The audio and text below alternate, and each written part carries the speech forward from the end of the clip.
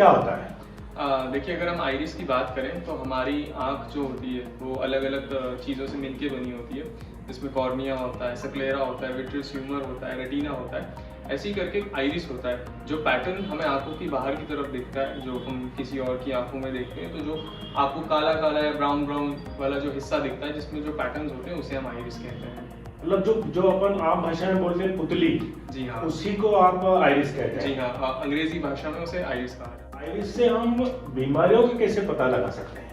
देखिए, Ivan von pesky नाम के एक हंगेरियन फिजिसिस्ट थे। तो एक बार क्या हुआ कि उनकी उल्लू की टांग में चोट लग गई। तो उन्होंने जब उसकी आंख में गौर से देखा तो उन्होंने देखा कि एक सर्टेन पॉइंट पे, एक फिक्स जगह पे जो एक निशान आ गया।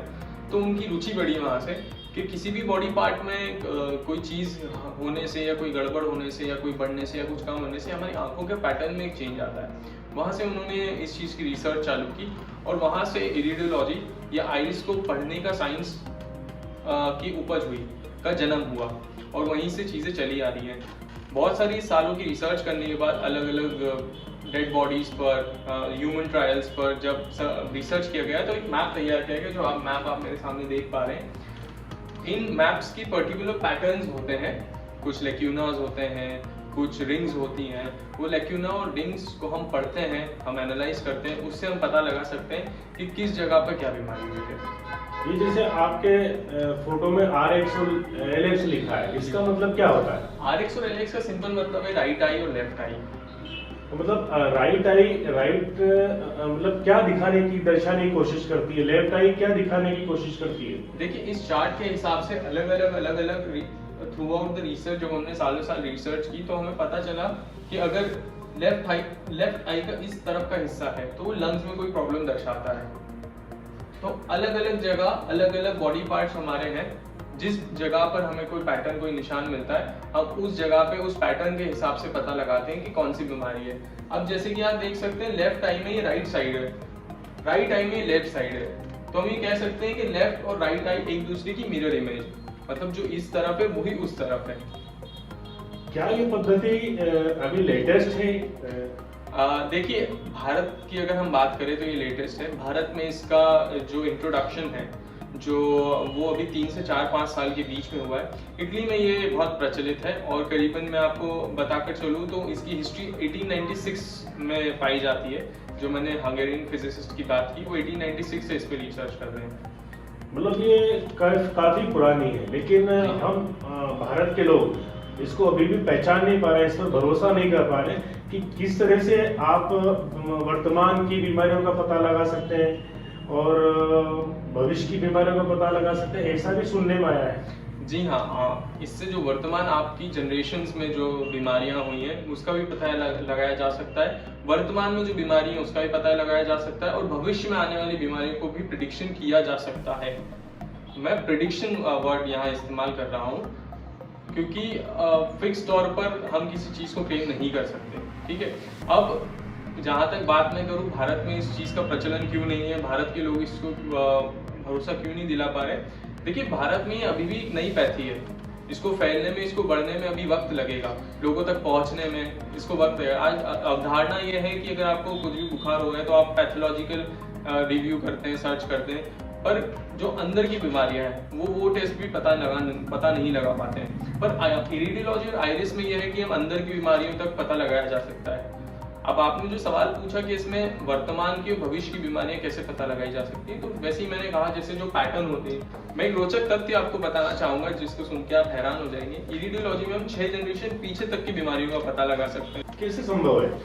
देखिए, ऐसे संभव है कि जो हमारी हायरार्की होती है, हेरिडिटरी होती है, जैसे मैं हूँ, मेरा बच्चा पैदा होगा या मेरे पिताजी थे, मेरे फादर थे, उनसे मैं पैदा हुआ, तो ये जो पैटर्न्स होते हैं, बीमारियों के पैटर्न्स होते हैं या कोई एक पर्टिकुलरली फीचर्स के पैटर्न होते हैं, ये पैटर्न टू पैटर्न आने वाली जनरेशन में बढ़ते जाते हैं, बनते जाते हैं। तो हमने जब रिसर्च किया तो हमने ये पाया कि ये 6 जनरेशन पीछे तक की चीज़ें बता सकता है।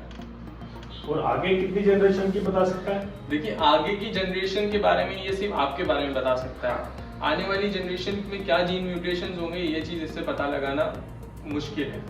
मतलब आज अगर कोई व्यक्ति स्वस्थ है और उसको आइरिस की जांच आप करके बता सकते हैं कि आने वाले महीने, 6 महीने, साल भर बाद क्या प्रॉब्लम आने की संभावना है? जी हाँ, देखिए पहली मैं एक चीज़ आपको क्लियर कर दूँ, ये क्वालिटेटिव एनालिसिस है, क्वांटिटेटिव एनालिसिस नहीं है। अब क्वालिटेटिव और क्वांटिटी एनालिसिस में फ़र्क होता है। क्वांटिटी एनालिसिस को आप एक नंबर की रेंज में निर्धारित कर सकते हैं। मानिए 1 से 100 के बीच में, जैसे आप मान लीजिए हीमोग्लोबिन कितना में होता है, तो 11 से 17 के रेंज का होता है। ये क्वालिटेटिव एनालिसिस है। इसमें हम चीज़ें बता सकते हैं है या नहीं है। हम कब होगी, कितने वक्त में होगी, ये चीज़ नहीं बता सकते। तो आने वाले फ्यूचर में जो भी पेशेंट है उसको क्या बीमारी हो सकती है, हम इस चीज़ के बारे में बता सकते हैं कि आपको ये बीमारी हो सकती है, इस ऑर्गन से रिलेटेड बीमारी हो सकती है, कब होगी ये चीज़ नहीं बता सकते। इसके बारे में ये भी सुनने में आया है कि इससे रिलेटेड जो आप डिसीजन लेते हैं उसके बाद आप इलाज भी देते हैं। हाँ जी, तो इलाज की अगर मैं बात करूं तो जैसे आप पैथोलॉजी का मैंने आपको एग्जांपल दिया कि अगर कोई भी एलोपैथ में इन्वेस्टिगेशन करानी है तो उसके लिए ब्लड टेस्ट है, दूसरी चीज़ें हैं सोनोग्राफी, एमआरआई जैसी चीज़ें। हम आयुर्वेद में नाड़ी का उपयोग करते हैं। होम्योपैथी में ज़्यादा डोज का ड्रग दिया जाता है, सिम्टम्स पे वो करते हैं। इलेक्ट्रो होम्योपैथी करके एक पद्धति है जो इटली से आई हुई है। उस पद्धति में अगर कोई जांच करना होती है तो हम आइरिडियोलॉजी के थ्रू करते हैं। तो पहले हम आइरिडियोलॉजी के थ्रू टेस्ट करते हैं, उनकी बीमारियों का पता लगाते हैं, फिर इलेक्ट्रो होम्योपैथी में उसका इलाज करते हैं। ये पैथी जो है ये पूर्णतः सेफ है और साइड इफेक्ट फ्री है। अच्छा, मतलब आप ये दर्शाना चाह रहे हैं या कहना चाह रहे हैं का मतलब है आपका कि आपकी आइरिस टेक्नोलॉजी के माध्यम के द्वारा हम एक्सरे, पैथोलॉजिकल टेस्ट या एमआरआई या सीटी स्कैन या अल्ट्रासाउंड, सोनोग्राफी, इनसे अलग हट करके ये एक ही पैटर्न से आप सब कुछ बता सकते हैं। मतलब इन जांचों की आवश्यकता नहीं पड़ेगी क्या? नहीं, ये कहना भी गलत है। देखिए, बहुत सी ऐसी हर चीज़ की अपनी लिमिटेशंस होती हैं। इसकी भी कुछ लिमिटेशंस है। वुमन प्रेग्नेंट है या नहीं है ये नहीं बता सकती, हड्डी टूटी है या नहीं है ये नहीं बता सकती। मैंने आपको जैसे पहले कहा, ये क्वालिटेटिव एनालिसिस, क्वांटिटेटिव एनालिसिस नहीं है। तो ये कहना कि सिटी स्कैन, एक्सरे, एमआरआई इनकी ज़रूरत नहीं पड़ेगी, ये कहना थोड़ा गलत है। हाँ, पर ये उनसे एडवांस है। ये हिडन फीचर्स और हिडन ट्रेट्स बताता है बॉडी के, जो ये जांच क्लियर तौर पर नहीं बता सकती। हाँ, जैसे सोनोग्राफी करवाते हैं या एमआरआई कराते हैं तो आज की सिनारियो में जो उसको बीमारियां हैं वो उसको पता लगाएगी।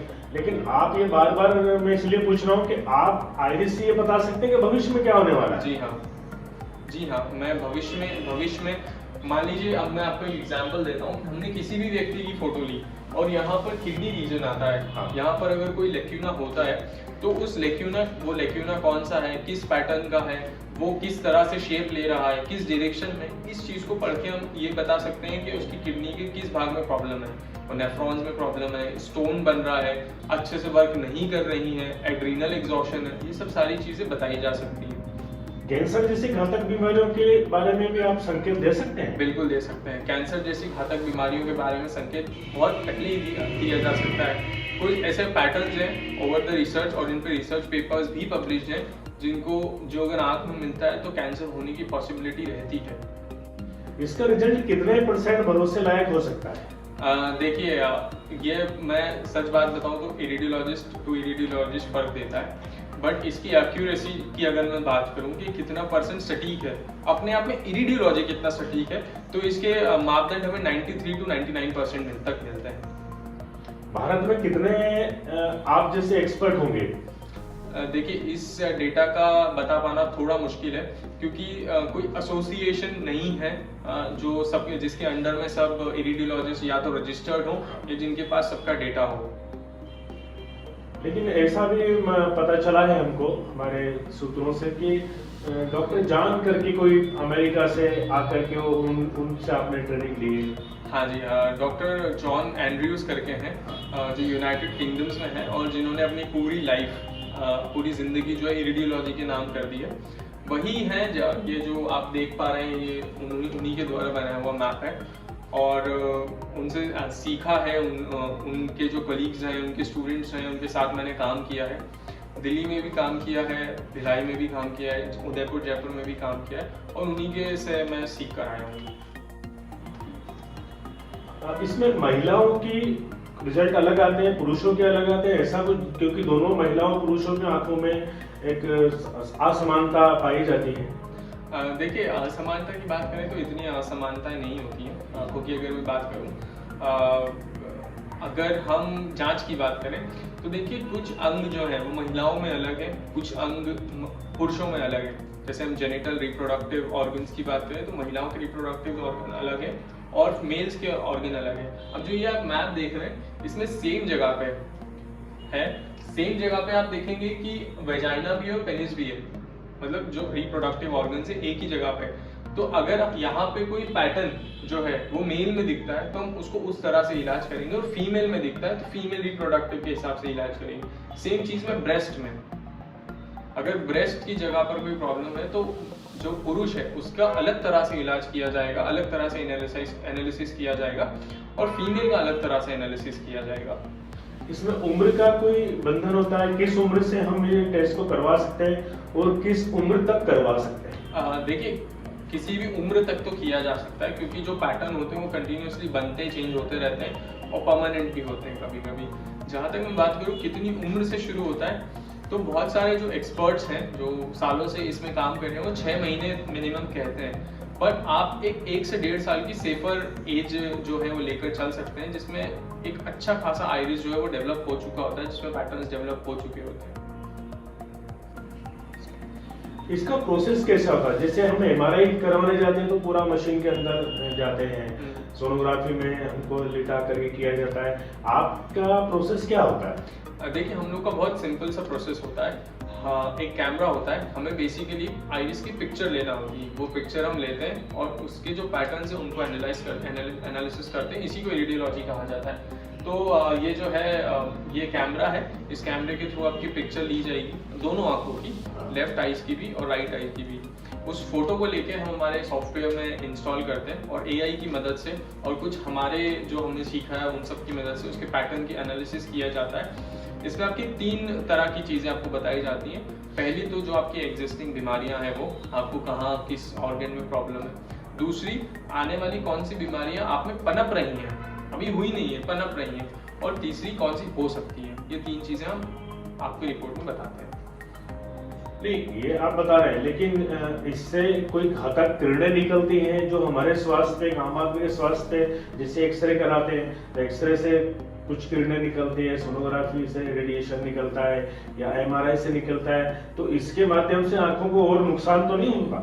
नहीं, देखिए, इसमें से कोई रेज या कुछ भी नहीं निकलती है। खाली 2 लाइट के बल्ब रहते हैं, एलईडी बल्ब रहते हैं, जो आपकी इमेज अच्छी तरीके से आए इसलिए वो रहते हैं। बाकी अगर हम कोई किरणों की बात करें या कोई रेडिएशंस की बात करें तो ऐसा कोई रेडिएशन इसमें से नहीं है। इसमें बीमारियों के अलावा मनुष्य की पर्सनालिटी और उसकी साइकोलॉजी के बारे में भी क्या हम जान सकते हैं? जी हाँ, रेडियोलॉजी अगर आप कराते हैं तो आपकी बीमारियों के साथ साथ आपकी पर्सनालिटी, साइकोलॉजिकली आप कैसे हैं, आप किस तरह ज़्यादा झुकाव है आपका, आपकी मदर की तरफ है, फादर की तरफ है, आप किस फैमिली से ज़्यादा बिलोंग करते हैं, पैटर्नल या मैटर्नल फैमिली से, ये सब सारी चीज़ें बताई जा सकती हैं। आप डिप्रेशन में हैं, टेंशन में हैं, यहाँ तक कि ये चीज़ भी बताई जा सकती है कि आप कौन सा करियर ऑप्शन अगर चूज करते हैं तो उसमें आप आगे बढ़ सकते हैं। ये तो आप भविष्यवक्ताओं वाली बात कर रहे हैं। जिस तरह से कोई पंडित या कोई मौलवी भविष्यवक्ता की जैसी बात बताता है, ये तो वो वाली बात होगी। देखिए, ये कहना तो मेरी नज़र में सही नहीं है। हाँ। पर हम इसे आधुनिक तकनीक इसीलिए कहते हैं क्योंकि हम इसमें वो चीज़ें भी बता सकते हैं जो कोई और टेस्ट नहीं बता सकता, कोई एलोपैथ या कोई और डॉक्टर नहीं बता सकता। अगर मुझे ये टेस्ट कराना है या किसी भी आम आदमी को ये टेस्ट कराना है तो उसके लिए कहाँ जाना पड़ेगा?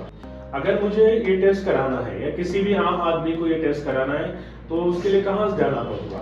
अगर आपको रेडियोलॉजी कराना है या किसी भी व्यक्ति को रेडियोलॉजी कराना है तो उज्जैन फ्रीगंज में केयर इलेक्ट्रो होम्योपैथी करके क्लिनिक है।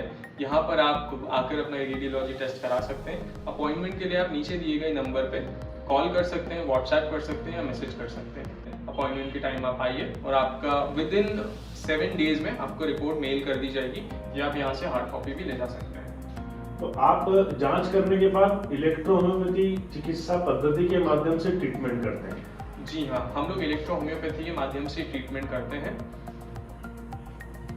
तो वो इलेक्ट्रॉनिक चिकित्सा पद्धति में मैंने सुना है कि रंगहीन, गंधहीन, स्वादहीन दवाइयाँ होती हैं जिसको लेने से कोई साइड इफेक्ट नहीं होता है। क्या ये सच है? जी हाँ, ये सच है।